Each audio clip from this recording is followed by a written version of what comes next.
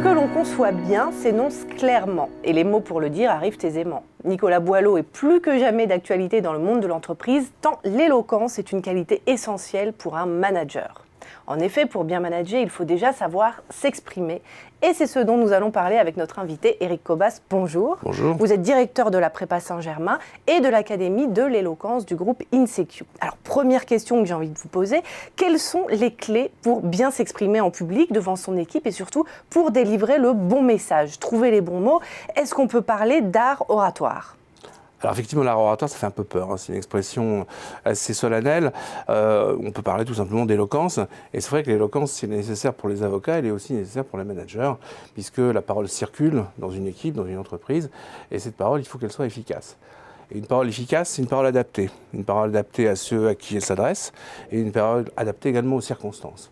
Et l'art oratoire, en fait, il repose sur une capacité de bien sentir le moment, de trouver les mots justes et d'avoir effectivement l'attention qui convient auprès de ceux qu'on cherche à faire bouger avec soi. Alors, est-ce qu'il y a une recette, des techniques à connaître un petit peu pour... Alors, il y a beaucoup de techniques, hein. Il y a beaucoup de collègues qui d'ailleurs font profession de conseils, non pas en éloquence, mais enfin bon, on parle de coach, hein, aujourd'hui. Le terme aussi est assez bizarre. Oui, il y a des conseils pratiques, il y a des conseils aussi dans le comportement, puisqu'on ne prend pas la parole de manière neutre.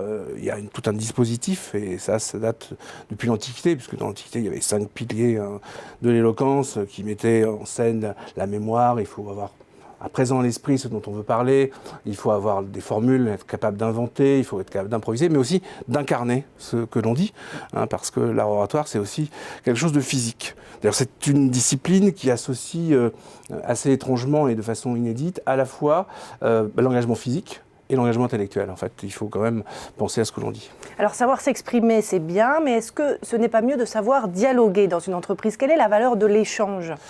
Effectivement, habituellement, on pense surtout à la prise de parole, la démonstration avec un exposé qu'on va faire sur un projet. En réalité, le management, c'est beaucoup aussi, c'est même peut-être surtout, un art de dialoguer. Et dialoguer, ça veut dire quoi? Ça veut dire, là, pour le coup, être à l'écoute des autres. Ça veut dire effectivement être capable de laisser ouverte la réponse, de façon à emmener vers une collaboration, vers un débat. On est dans une époque, dans une société où les gens sont devenus des individus. Et un individu, c'est quelqu'un qui ne supporte pas bien la logique verticale. Donc il faut l'associer au débat, il faut l'associer effectivement à la réflexion, et il faut finalement enclencher une dynamique collaborative. Et ça c'est vraiment le cœur du dialogue. Mais est-ce qu'il y a un art du dialogue? Bien sûr, mais il faut s'entraîner. L'art du dialogue, ça suppose à la fois d'être attentif à ce qu'on dit, mais d'être encore plus attentif à ce que répond l'autre, sans avoir aucun préjugé de sa réponse. La plupart des questions qu'on pose en général, parfois y compris chez les journalistes, ce sont des questions qui sont formulées de telle sorte que la réponse est déjà finalement dans la question. Dialoguer, c'est justement ne pas mettre la réponse dans la question.